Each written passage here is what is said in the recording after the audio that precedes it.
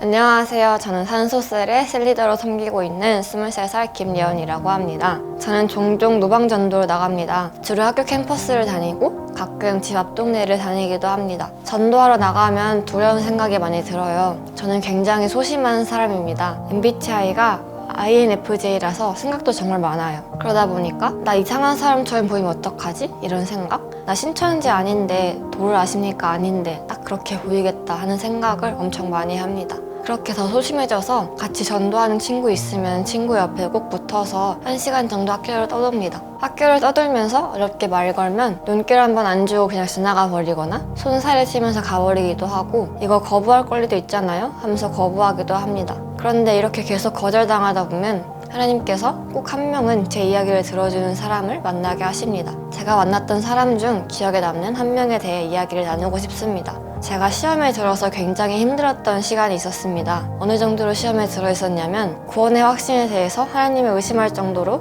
심한 시험에 들어 있었습니다.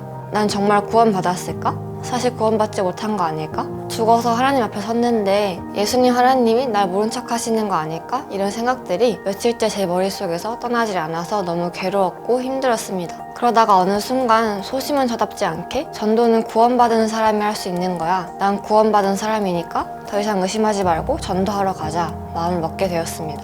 다음날 집 앞 상가에 전도하러 나갔는데 소심한 저는 조용히 아무한테도 말 걸지 못하고 상가 복도만 왔다 갔다 했습니다. 말 걸만한 사람이 보여도 갖가지 이유를 대면서 그 사람한테 말을 안 걸게 되더라고요. 아, 저 사람은 말을 안 들어주게 생겼어 같은 것들이요.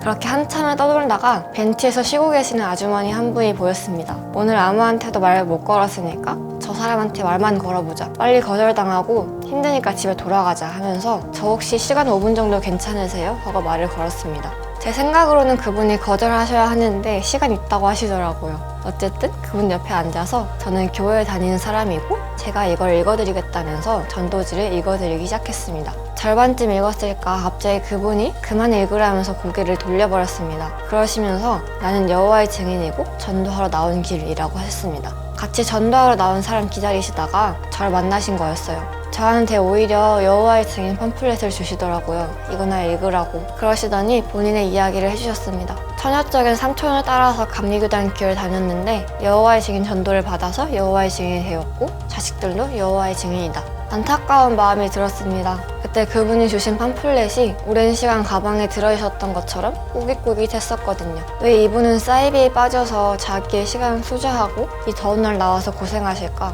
기도해 드린다고 했는데 그분이 완강하게 거절하셔서 저 혼자 그분의 영혼을 위해 기도했습니다. 그분의 삶에 있어서 하나님께서 허락하신 제 역할은 거기까지였습니다. 그날 전도를 마치고 제 모습을 문득 보니까 제 안에서 저를 괴롭게 한 구원에 대한 의심이 완전히 사라져 있었습니다. 저도 모르게 어느새 난 내 신앙과 구원을 잘 지켜야지 하고 있었습니다. 제가 그분께 읽어드렸던 하나님이 우리를 사랑하시고 죄로 인해 죽을 수밖에 없는 우리를 살리시기 위해 아들이신 예수님 보내셔서 예수님이 우리 대신에 죄값을 치르시고 부활하셨다는 말이 어린 시절부터 너무 당연하게 알고 있어서 어쩌면 식상하게 느껴져 왔던 그 말을 통해서 제가 살아나 있었습니다.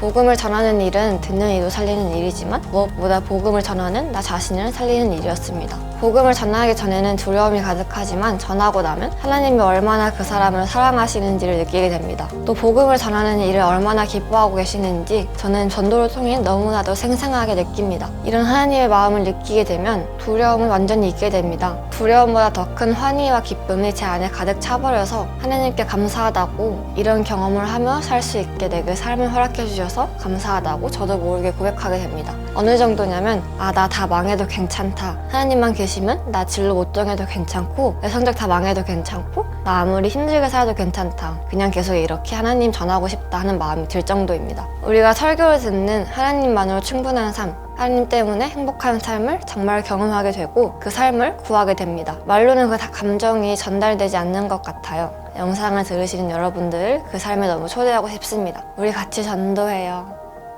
앞에 자막 넣어주세요. 저소대 잘랐다고.